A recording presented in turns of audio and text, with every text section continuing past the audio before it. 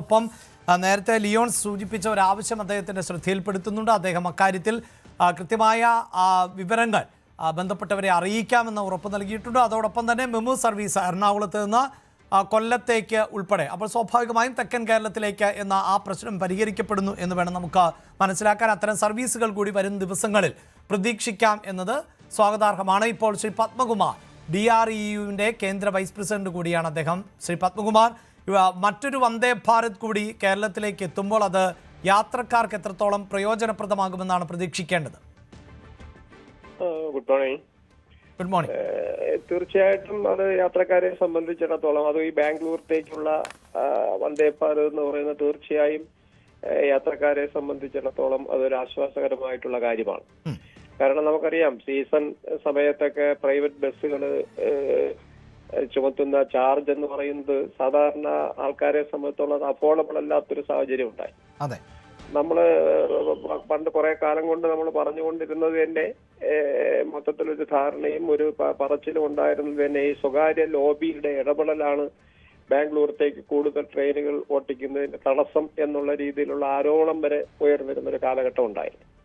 അപ്പൊ അതുകൊണ്ട് തീർച്ചയായും ഈ ഒരു വണ്ടി സർവീസ് തുടങ്ങിയത് തീർച്ചയായിട്ടും നല്ലതാണ്. അത് എനിക്ക് തോന്നുന്നത് അത് കുറച്ചുകൂടി ഇങ്ങോട്ട് നീട്ടാൻ കഴിയുമെങ്കിൽ, ഇപ്പൊ തിരുവനന്തപുരത്തേക്ക് നീട്ടാൻ കഴിയുമെങ്കിൽ അതായിരിക്കും കുറച്ചുകൂടി ഉപകാരപ്രദം, കുറച്ചുകൂടി ഉപകാരം. കാര്യം ടെക്നോ പാർക്ക് അങ്ങനെയൊക്കെ ഉള്ള ഇപ്പൊ ട്രിവാൻഡ്രത്തുനിന്ന് കൊച്ചുവേളിയിൽ നിന്നൊക്കെ പുറപ്പെടുന്ന എല്ലാ ബാംഗ്ലൂർ ട്രെയിനുകളിലും നമുക്ക് ടിക്കറ്റ് ലഭിക്കാറില്ല. അപ്പൊ അത് മാത്രമല്ല, അത് കുറച്ച് കൂടുതൽ സമയം, ഇപ്പൊ ഐലൻഡ് എക്സ്പ്രസ് ആയാലും ഒക്കെ ഉച്ചയ്ക്ക് 12:30 പോകുന്ന ട്രെയിൻ അവിടെ 9 മണിക്കാണ് എത്തുന്നത്. വൈകുന്നേരം ബാംഗ്ലൂരിൽ നിന്ന് കൊച്ചുവേളിയിൽ നിന്നിരിക്കുന്ന വണ്ടി രാവിലെ 7 മണിക്കാണ് എത്തുന്നത്. അപ്പൊ കുറച്ചുകൂടെ ടൈം കൂടുതൽ എടുക്കുന്നുണ്ട് ഇപ്പോൾ ഉള്ള നിലവിലെ ട്രെയിൻ. അപ്പൊ വന്ദേ ഭാരത് അത് ഇൻട്രൊഡ്യൂസ് ചെയ്താൽ അവരുടെ ടൈം, ഇന്നത്തെ കാലത്ത് സമയം ഒരു വളരെ പ്രാധാന്യമുള്ള കാര്യമാണ്. അപ്പൊ അതുകൊണ്ട് വന്ദേ ഭാരത് ഇൻട്രൊഡ്യൂസ് ചെയ്ത് തീർച്ചയായും യാത്രക്കാരെ സംബന്ധിച്ചിടത്തോളം, നിലവിലത് ഈ തിരുവനന്തപുരത്തേക്ക് നീട്ടാത്തത് എന്തുകൊണ്ടായിരിക്കും? ആ സമയത്ത് മറ്റ് ട്രെയിനുകളുടെ സമയക്രമം ബാധിക്കുന്നത് കൊണ്ടായിരിക്കുമോ? ഉണ്ട്. ഇപ്പം ട്രിവാൻഡ്രം സെക്ഷനെ സംബന്ധിച്ചിടത്തോളം ഏതാണ്ട് അതിന്റെ ശേഷിക്ക് അപ്പുറം നിൽക്കുകയാണ്. സ്വാഭാവികമായിട്ട് ട്രെയിനുകൾ ഓടിക്കുന്നതിനുള്ള ഗ്യാപ്പ് കിട്ടുന്നില്ല നമുക്ക്.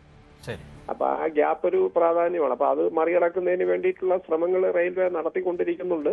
അതോടൊപ്പം തന്നെ സ്പീഡ് വർദ്ധിപ്പിക്കുന്നതിന് വേണ്ടിയിട്ടുള്ള ശ്രമങ്ങൾ നടത്തുന്നുണ്ട്.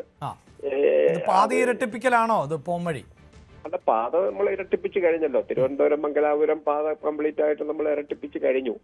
പക്ഷെ അതിനപ്പുറത്തേക്കുള്ള സാങ്കേതിക വിദ്യകൾ ഉപയോഗിക്കുന്ന ഘട്ടത്തിലേക്ക് നമുക്ക് ഇനി പോകേണ്ടി വരും. ഓട്ടോമാറ്റിക് എഞ്ചിൻ, അല്ലാതെ സിഗ്നലിംഗ് സമ്പ്രദായം, അങ്ങനെയുള്ള പുതിയ സംവിധാനത്തിലേക്ക് കൂടെ. പക്ഷെ അതിനൊക്കെ നമുക്ക് കുറച്ച് ചെലവ്, സാധാരണയിൽ നിന്നും കൂടുതൽ ചെലവ് ഉണ്ടാകേണ്ടതായിട്ടുള്ള സാഹചര്യം. പക്ഷെ റെയിൽവേ സംബന്ധിച്ചുള്ള ഈ പൈസ, പക്ഷേ കേരളത്തെ സംബന്ധിച്ചിടത്തോളം അതൊരു കേരളം ഈ റെയിൽവേ ഉപഭോക്താക്കൾ വലിയ തോതിൽ, അതെ, കേരളത്തെ സംബന്ധിച്ചുള്ള ആ പൈസ മുടക്കുന്നതുകൊണ്ട് റെയിൽവേക്ക് നഷ്ടം സംഭവിക്കാൻ പോകുന്നില്ല.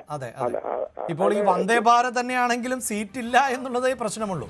അതെ, ഇന്ത്യയിൽ ഓടുന്ന വന്ദേ ഭാരതുകളിൽ ഏറ്റവും കൂടുതൽ വരുമാനം ഉള്ള ഒരു വന്ദേ ഭാരത് ട്രിവാൻഡ്രത്ത് ഓടുന്ന, കേരളത്തിൽ ഓടുന്ന വണ്ടികളാണ്. അപ്പൊ അതുകൊണ്ട് അത് തീർച്ചയായും നമ്മളെ റെയിൽവേയെ സംബന്ധിച്ചിടത്തോളം ഗുണകരമായിരിക്കും. അതിനുള്ള ശ്രമങ്ങളൊക്കെ തുടങ്ങിയിട്ടുണ്ട് എന്നാണ് നമ്മൾ മനസ്സിലാക്കുന്നത്. എറണാകുളം ഷൊർണൂർ മേഖല ഓട്ടോമാറ്റിക് സംവിധാനത്തിലേക്ക് മാറുന്നതിനുള്ള ചുവടുവയ്പ് തുടങ്ങിയിട്ടുണ്ടെന്ന് പറയുന്നുണ്ട്.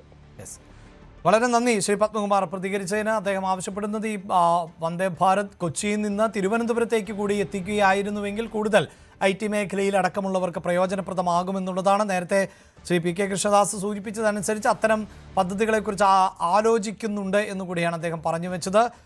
വളരെയധികം നന്ദി ഞങ്ങളോട് പ്രതികരിച്ചതിന്. എന്തായാലും കേരളത്തിൻ്റെ വികസനത്തിനോടൊപ്പം മുന്നോട്ട് പോകുന്ന മറ്റൊരു ട്രെയിൻ സർവീസ് കൂടിയാണ് വന്ദേ ഭാരതിൻ്റെ 3ാമത്തെ സർവീസ് കേരളത്തിലേക്ക് എത്തുന്നു എന്നുള്ളത്. ഇനി ഇടവേളയാണ്. ഇടവേളയ്ക്ക് ശേഷം പങ്കുവയ്ക്കാനുള്ളത് തിരുവനന്തപുരം നഗരത്തിൻ്റെ വികസനത്തിൽ ഒരു പക്ഷേ നാഴികക്കല്ലായി മാറാവുന്ന മെട്രോ പദ്ധതി, അതുമായി ബന്ധപ്പെട്ട് കൂടുതൽ വിശദാംശങ്ങൾ പങ്കുവയ്ക്കാം ഇടവേളയ്ക്ക് ശേഷം.